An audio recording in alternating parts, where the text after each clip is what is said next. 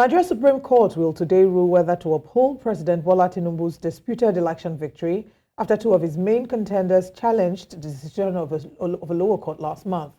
Atiku Abubakar of the People's Democratic Party and Peter Obi of the Labour Party, who came second and third respectively in the February vote, alleged that the victory of President Bola Tinubu in the February 25th, 2023 elections were marred by irregularities. Now, during the last proceeding on Monday, the Apex Court reserved judgment on the two appeals for a date to be communicated to the parties. Meanwhile, President Bola Tinubu has asked the Supreme Court to reject the application by Atiku Abubakar, seeking to introduce fresh evidence in his appeal of the judgment of the Presidential Election Petitioners Tribunal. President Tinubu said the allegations of certificate forgery was not introduced in Abubakar's petition at the tribunal, adding that the entire appeal lacks merit and should be dismissed. Now, joining us this morning is investigative journalist David Hundeyin. Good morning, David, and thanks for joining us. Good morning. Thank you for having me. We're also joined by public affairs analyst and member of the All Progressives Congress, Dr. Charles Oludare Marindoti. Thank you very much for joining us. Thanks, Olive, and thanks, Sarah. And hi, David. All right. So we're going to get into the conversation this morning. First of all, it would be about the fact that we're seeing the judgment, we're expecting a judgment today. A few days ago, the conversation was talking about expecting a ruling as to the eligibility or the possibility of admitting fresh evidence in this case, this particular evidence in this matter, which had been challenged, right? And first of all, I would ask, did any of us see the judgment coming today? Did we expect it to be this close, and why this close? I'll start with Dr. Marindoti, and then we'll head over to David. If it's just that short explanation, I was anticipating it to come anytime between now, because I think the constitutional deadline is November 5, and usually they want to give themselves a breathing room and ask not to give that judgment towards the deadline. So yeah, it could. I wasn't expecting it anytime, so I'm not surprised that it came so quickly. All right, and David? Well, as I'm sure is public knowledge now, the Supreme Court clearly has some sort of interest in avoiding a crisis of public opinion, which would likely have resulted if the verdict was announced at any time after Tinubu's FBI files were released. As we know, those files are due to be released on October 30. So this verdict, which the initial word was that the hearing or the verdict was said to be delivered on November 2. All of a sudden, after it became apparent that the date for the release of these FBI files is October 30, next thing you know, this is like the quickest Supreme Court hearing in the history of the world, is moved to October 26 today. So, you know, the witch cried and the baby died in the morning, and I think that's really all there is to say about that. Well, we'll probably get back to this, the FBI discussions. Dr. Marindoti, I want, to get your thoughts on what you expect, to play out today. There are, of course, a lot of Nigerians that are anxious, fingers crossed across the country to hear what the Supreme Court's verdict would be.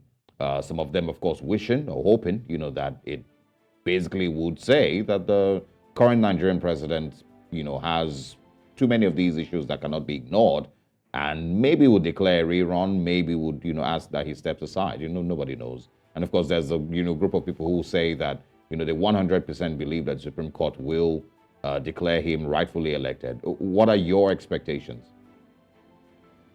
Thanks, Osaro, for that question. I will try not to comment on the Supreme Court judgment, because that would be sub judice.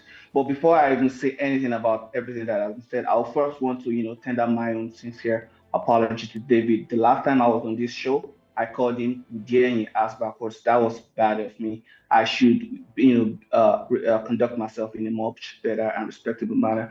And I know, David, you can also agree with me that, when you made the comments about, like a response to Olisa Agbakova's comment, and you said, shut up, you would not have done that if the 70-year-old man was, right in front of you, because we are all caught up in this old social media fog where we fail to, give each other, the benefits of our humanity. Like I would always say, no matter how according to our discourses, it shouldn't lead to the dismemberment of our, collective humanity. Now, going to, some of the statements David made just now, the actually saying that the witch cried yesterday, the baby died today, it's actually a fallacy of causation. Just because the Supreme Court decided to, bring their judgment forward, does not mean it was because they were anticipating, something nefarious coming out of the United States. And David, I believe you are pretty prone to making wild assumptions, which is one of the reasons why you think that way. And I would also want to thank you for actually motivating me to participate in this election, because it was the document that you released about the Chicago case that actually inspired me to fight for the president with the brass knuckle. And I would like to show you some considerations, because you might get an access to the document, or your understanding of that document might be a little bit important. And I'll go through a few of the details that I'm pretty sure you are aware of. Because you are suggesting that it's FBI document, just because the FBI said they have a few documents, that means it is something negative. There was in April this year, the FBI was said to have been spying on Germany and France, and both allies and adversaries. And that doesn't mean they found something negative. It is just what they do. Bola Tinubu has been in public office, in public eye for over 30 years. But to go to the case of the Chicago State, I'll try to ascertain it from three things, just based off of, because I'm a big fan of yours and I follow you on Twitter. So based off of three assumptions that you made, I'll try and say that most likely the money that was discussed in that place were legal and not illegal, and that also that this man Bola Tinubu was oblivious of the nefarious activities of these drug guys. And from the last point I'll try to make to you was that this forfeiture was an altruistic gesture.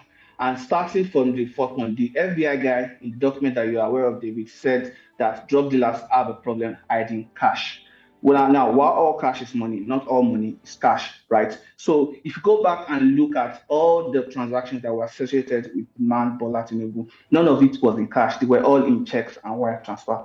And we know that nobody buys or does illegal dealings in checks and wire transfer. And this is because of a law in the United States called the Bank Secrecy Act of 1970 that prevents any cash transaction above $10,000. So most likely, if this man had not legally, earned this money, the United States legal system would have been on him long before this, And then the other one is the assumption that, he was aware of, the activities of these guys. First off, I want us to take off our feeling shoes and put on our thinking cap.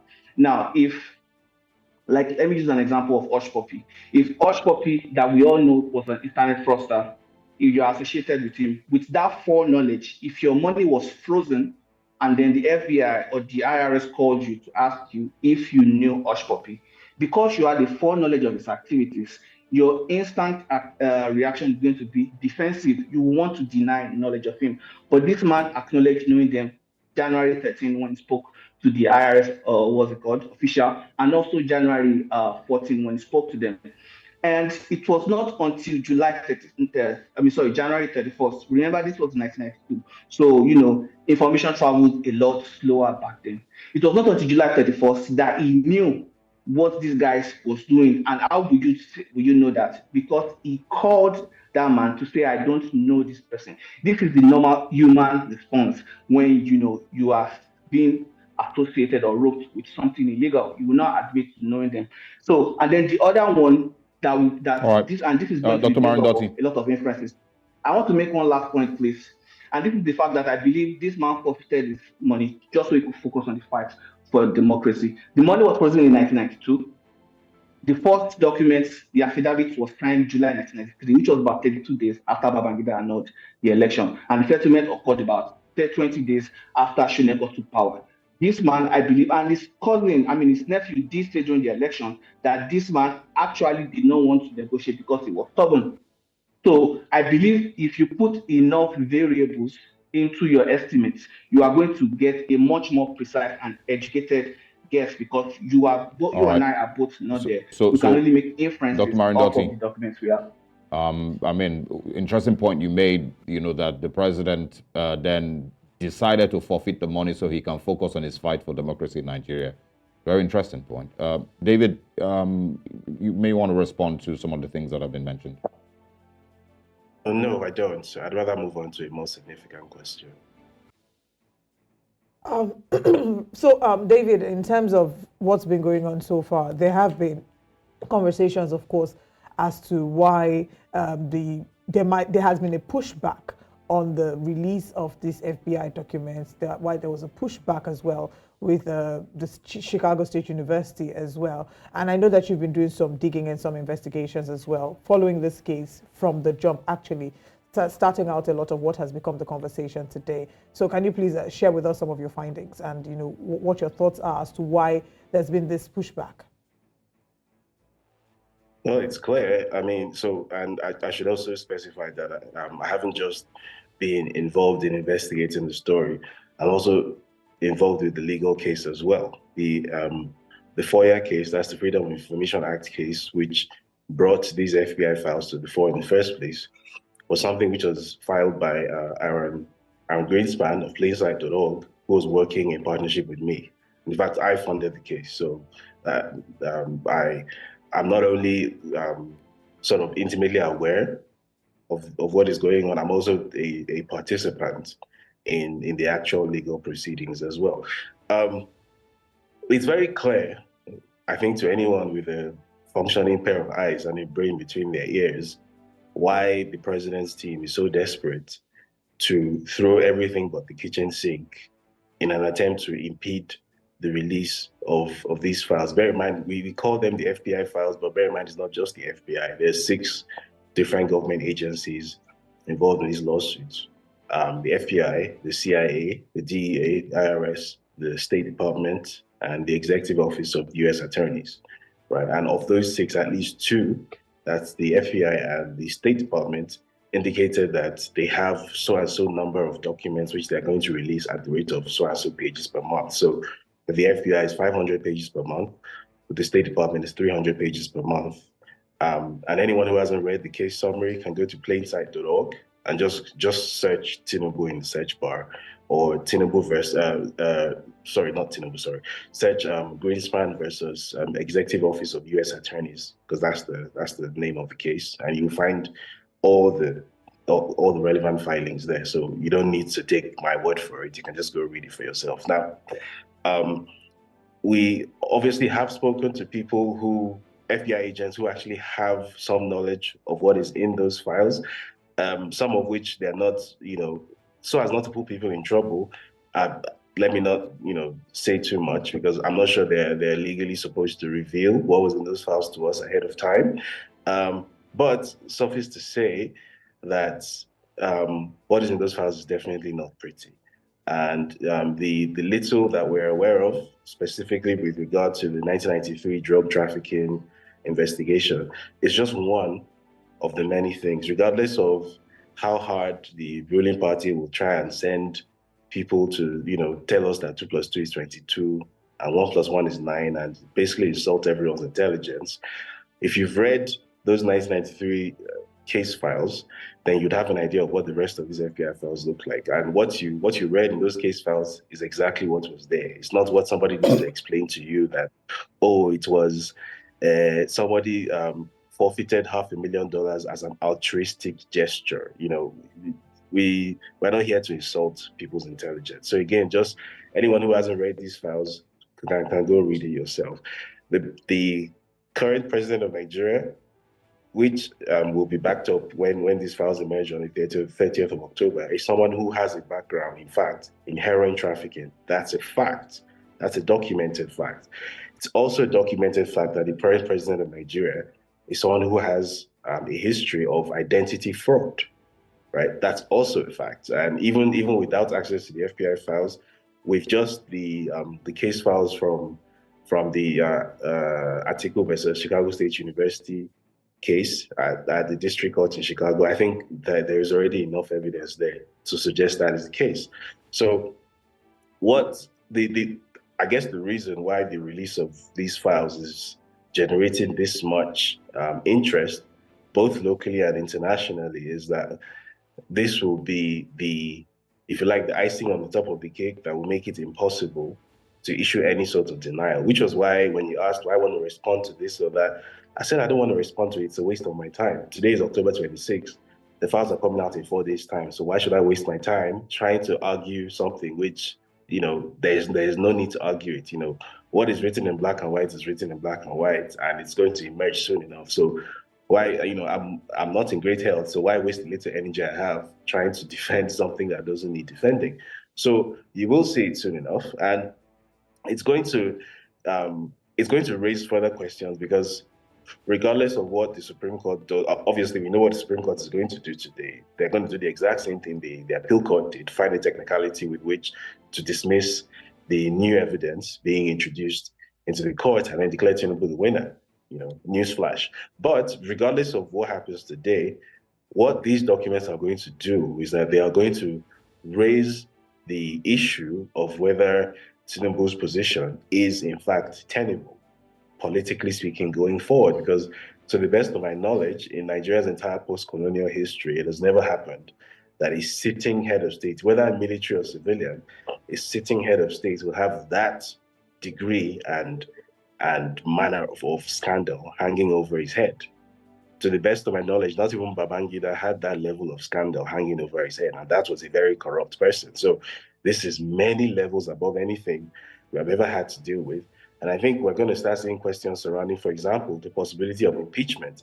I know under the Nigerian political system, impeaching a sitting president is next to impossible, but these are conversations that are almost inevitably going to arise. They're going to start seeing conversations about prosecution in international courts. So if you recall, something similar to when the former president of Sudan, Omar al-Bashir, when he got to a point when he was actually wanted internationally, he was a subject of an ICC investigation, and he actually couldn't travel freely.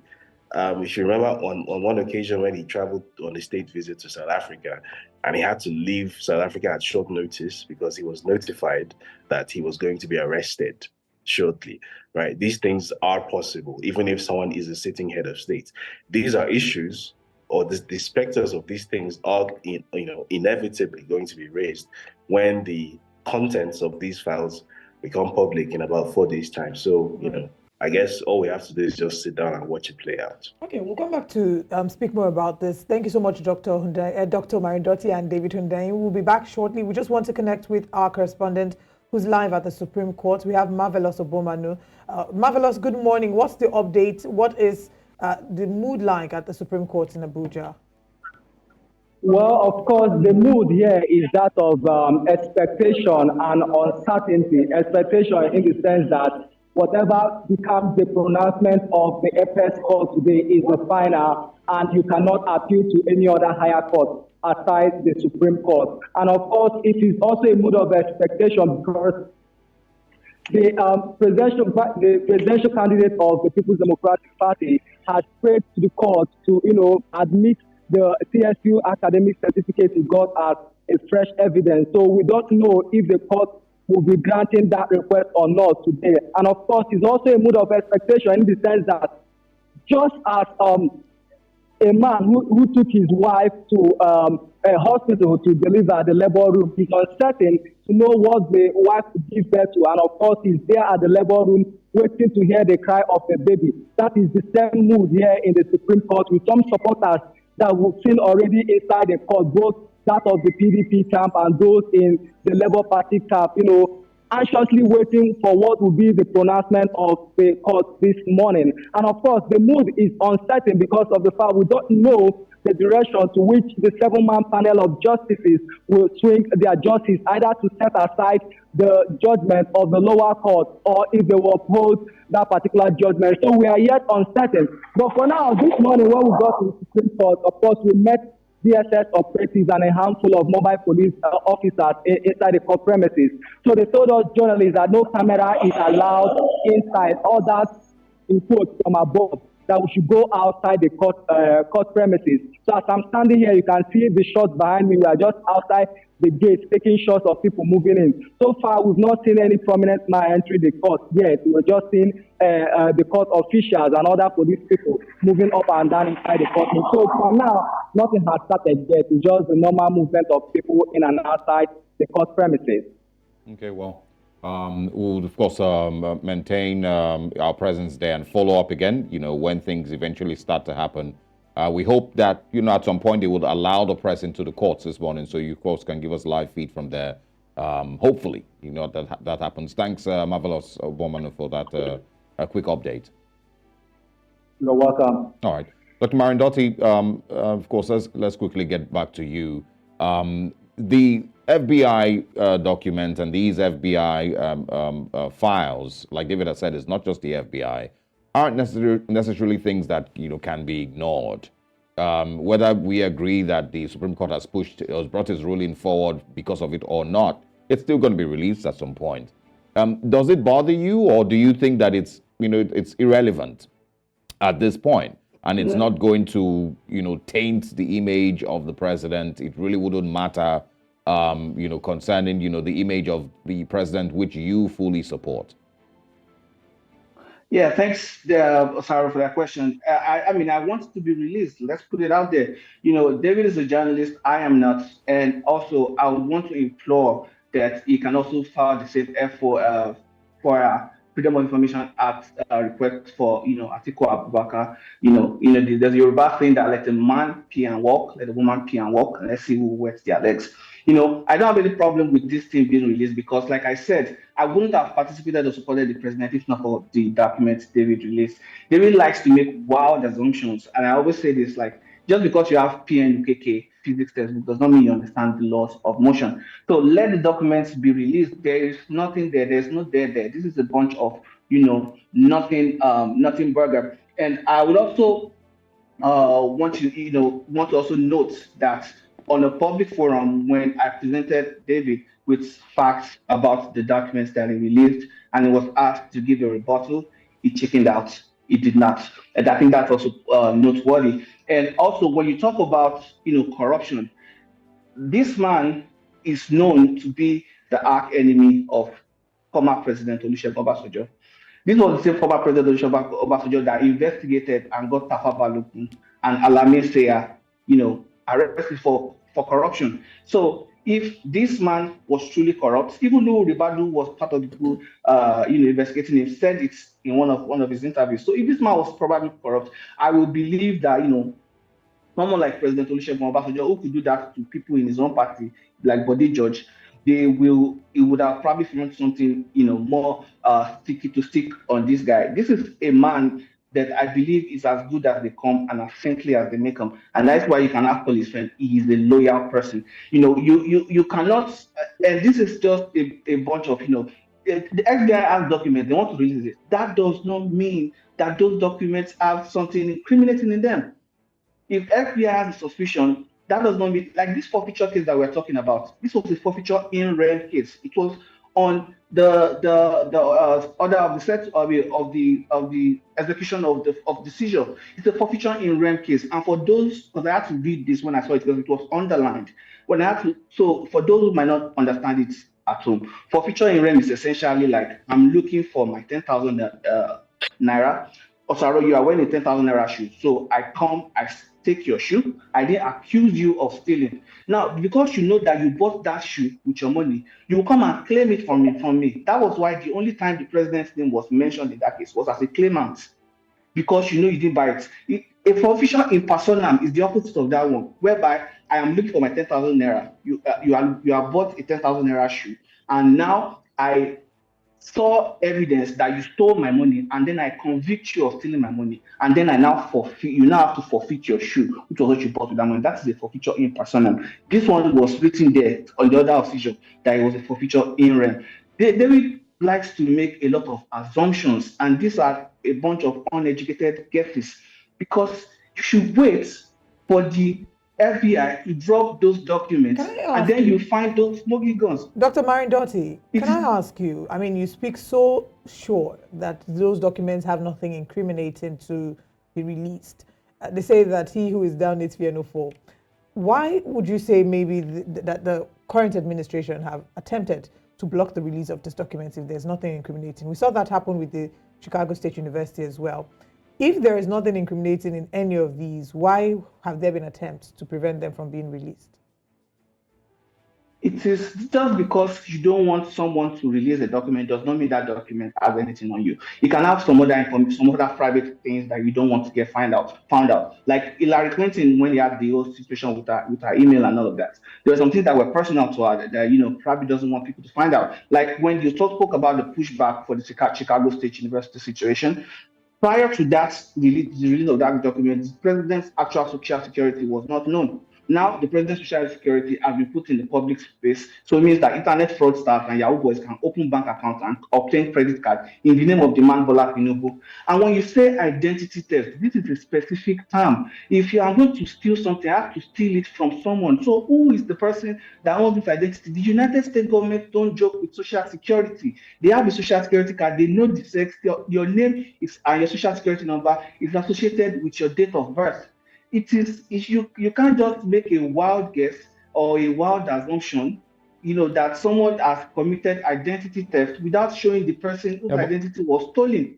All right. Before we go back to David, Dr. Marindoti, wouldn't you be more at peace if you didn't have to go through all these, different streets and bridges, in defense of these things? We are talking about age discrepancies. We are talking about, Government College Lagos. We are talking about drugs. We're talking about forfeiture. We are talking about corruption. There is, in fact, it feels like every week there is need to defend something. We're talking about a person that still doesn't have classmates, Dr. Marindoti.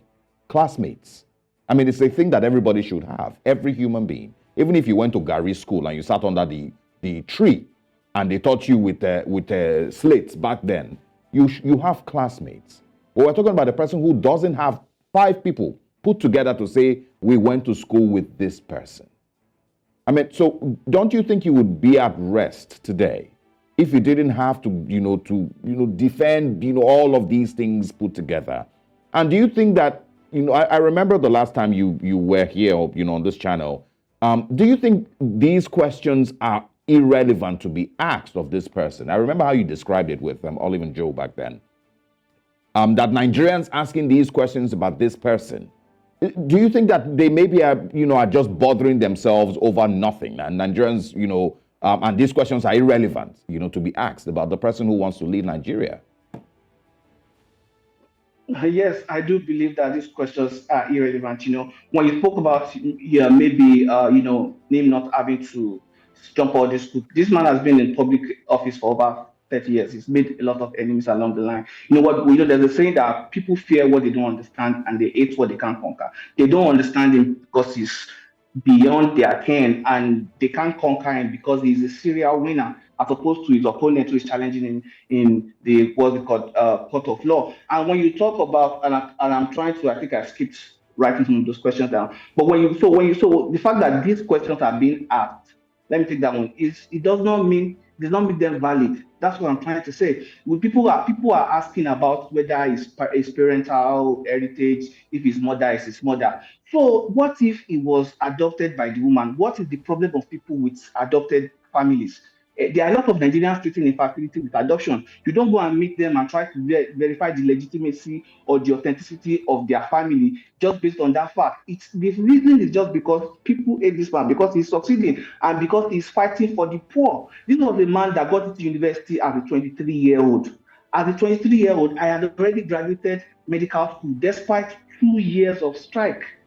So you just because people are asking this question, like I said in that phrase that you referenced, doesn't make it valid. They can ask if the earth is flat. Also, it does not make it valid.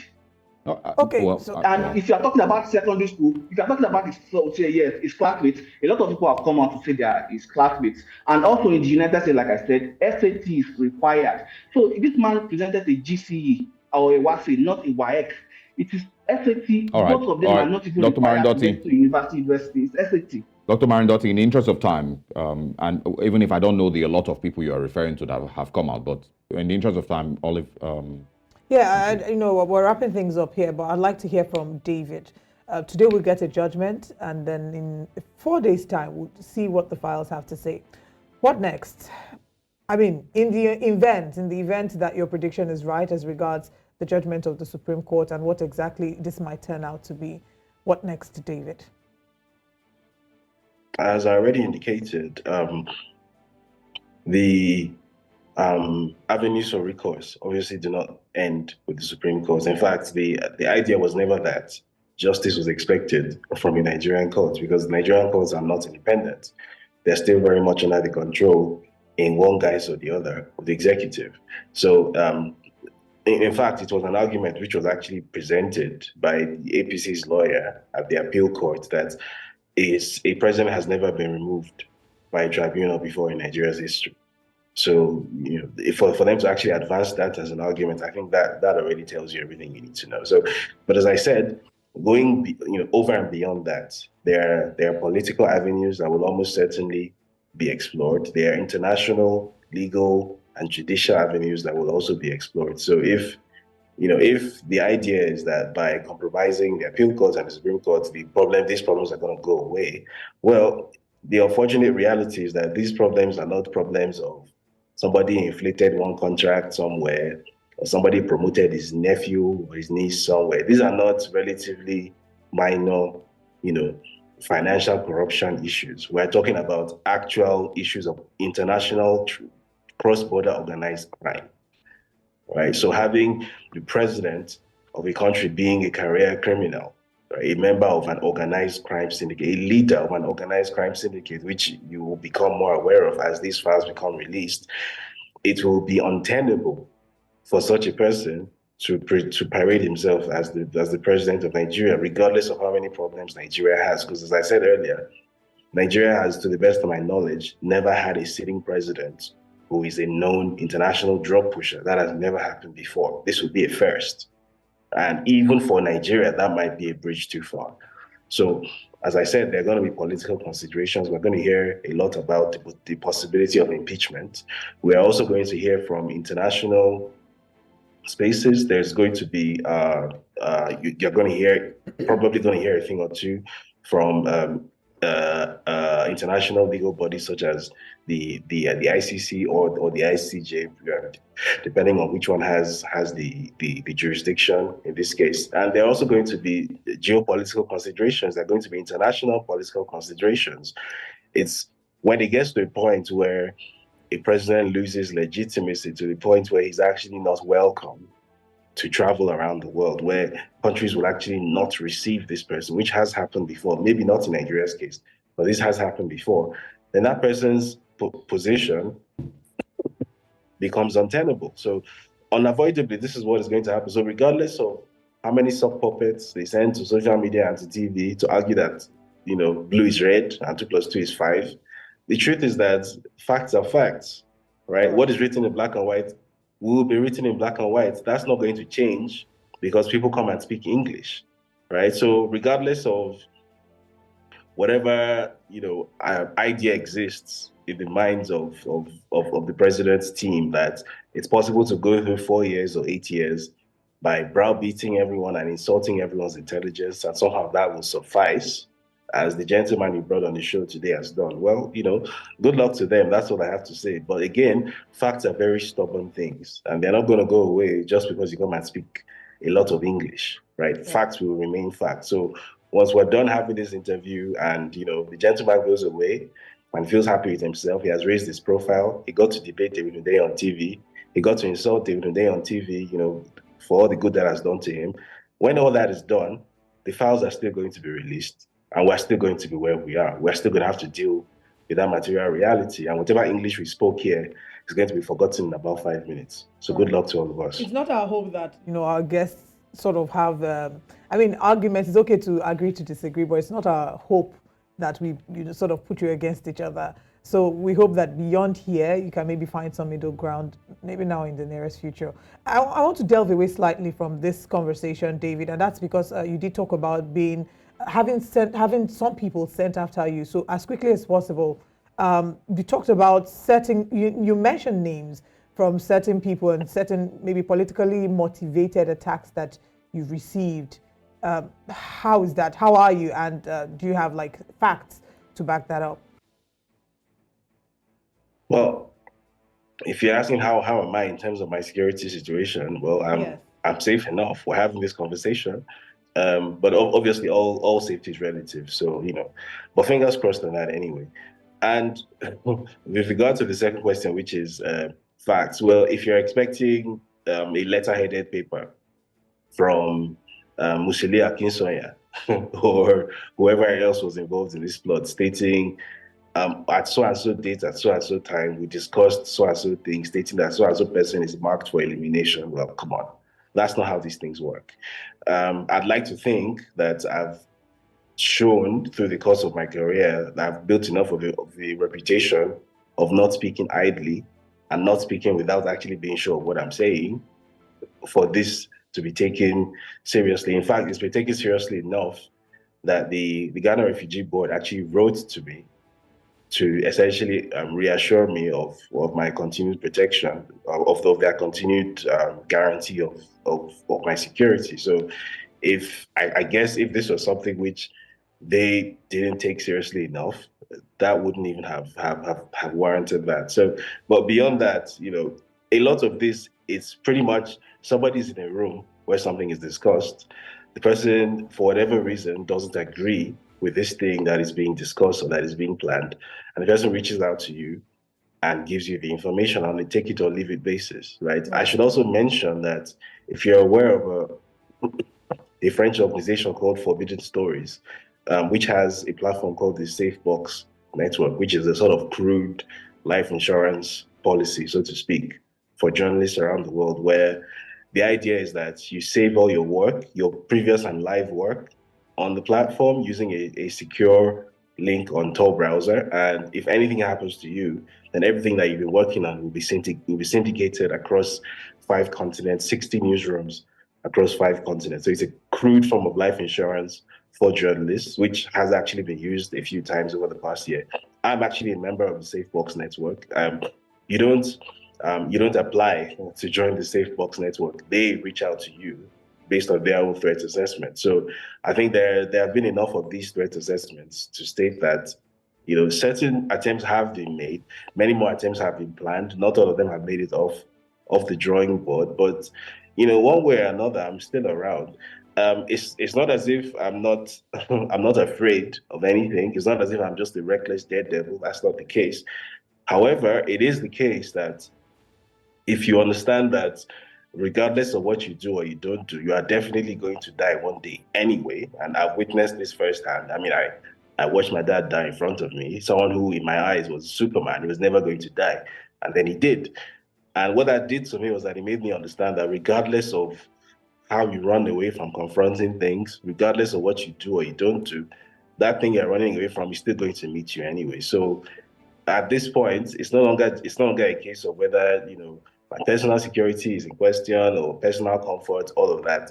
Certain things need to be addressed, right? If the fact of coming from a country where the sitting head of state is going to make life a lot more difficult for everyone by just existing, by having a reputation of being a drug dealer, a narco trafficker, and everyone who comes from that country automatically gets tarred with the same brush, that's a problem for me. So I always use the example of Colombia. Till today, Pablo Escobar died 30 plus years ago. But till today, when you say the word Colombia, there's only one thing that immediately comes to your mind. How many people remember that Colombia is the world's most biodiverse country? It's an extremely beautiful country. On tourism alone, Colombia should be outperforming even the likes of Mexico, South Africa. It's not. Colombia has 1/3 of the world's total bird species. Who knows that? Because when you say the word Colombia, there's only one thing that comes to mind. If it's not cocaine, it's drug trafficking or Pablo Escobar. It's something negative till today. All because one man did something some years back. He died 30 plus years ago, and the legacy has stained all Colombians by association. Till today, Colombian students in Europe, when they travel to Europe, they're often denied accommodation, they're denied access to work for all sorts, and it pretty much boils down to the fact that people are suspicious of them. People immediately assume, once you produce a Colombian passport, that you are not really there for the reason you claim to be there for, that your real mission there is to traffic drugs. This is something we certainly don't want in Nigeria. Somehow. And to be honest, we of course can't, we don't want to preempt the court. Like you said, we're going to have to wait till today. I mean, before the end of today, we'll find out what the courts have to say. And then in 4 days' time, of course, the FBI files will be released, and then we'll know what the next steps are. I'd have loved to ask Mr. Marindoti, his current assessment of the current administration, but unfortunately we've run out of time. No, but I think he can. If you can squeeze into a minute. Apologies, Olive. If you can squeeze into a minute. Go ahead, please. Before I say that, I'll first want to apologize to David again. That's how I started. And I'm sorry you feel angry about my, my conversation with you. That was not my intention. It was clumsy of me. And I also sympathize with the fact that you feel unsafe and you don't even feel safe enough to come to your own motherland. I sympathize with that. And if there's anybody who's truly after David, please stop. And should you ever be prosecuted, because I don't think you've committed any crime, I will personally fight for you. And when you mentioned Colombia, David, but do you know that after Pablo Escobar, there was also the Cali cartel, and the issue with drug continued. So just because, and up to the day, there's still narco trafficking in Colombia. So you cannot just associate the Association of Colombia, if were it to be true, with just Pablo Escobar. And I do believe you are a good guy. Dr. Marindoti, the point is, it started somewhere. Whether there have been 900 other cartels after Pablo Escobar, the fact is it started somewhere, and this is what it is. This is what I think David's point is. You hear about Colombia, you're not going to hear about 900 other cartels. You hear about Pablo Escobar. You hear about some other guy. There's no. I mean, ask the next 100 people. All right. About a drug dealer, yes, or the most popular drug dealer in the world. They're not going to call any other name but Pablo Escobar. Trafficking arms, and then it was introduced to cocaine. We don't have time to expand on it. I just wanted to make that point. I believe the president is doing a great job. He's trying to pull Nigeria out of the mud, and the only way out of the mud is through the mud. So whatever upheaval that Nigerians are feeling right now, it's only transient. We are going to get to hard ground right now, because that is where he's pulling us through. Thank you very much. So no, very quickly, in maybe 10 seconds, you're fighting for the this presidency, right? You're fighting for this government. You're fighting and defending the legitimacy of this government. They've been in office for the past few months now. Would you say that you're proud of the way that the government in Nigeria has been run? 1,001%. Every single thing that I advocated for before the campaign, everything that were in my head was all what they've been doing, from the releasing of all those 43 documents and everything. This government is doing the perfect thing that anybody who knows their onions about economics will approve of. Well, Dr. Marindoti, you are not in Nigeria. I am not buying, you're not exchanging the dollar to 1,250 naira. So I don't know if everybody would agree with you, but this is subject to further conversation we can have on other days. Thank you very much, Dr. Charles Oludare Marindoti, for joining us. And thank you very much, journalist David Hundeyin. We look forward to having you both again join us, maybe in another 4 days when the files are released. Thank you very much.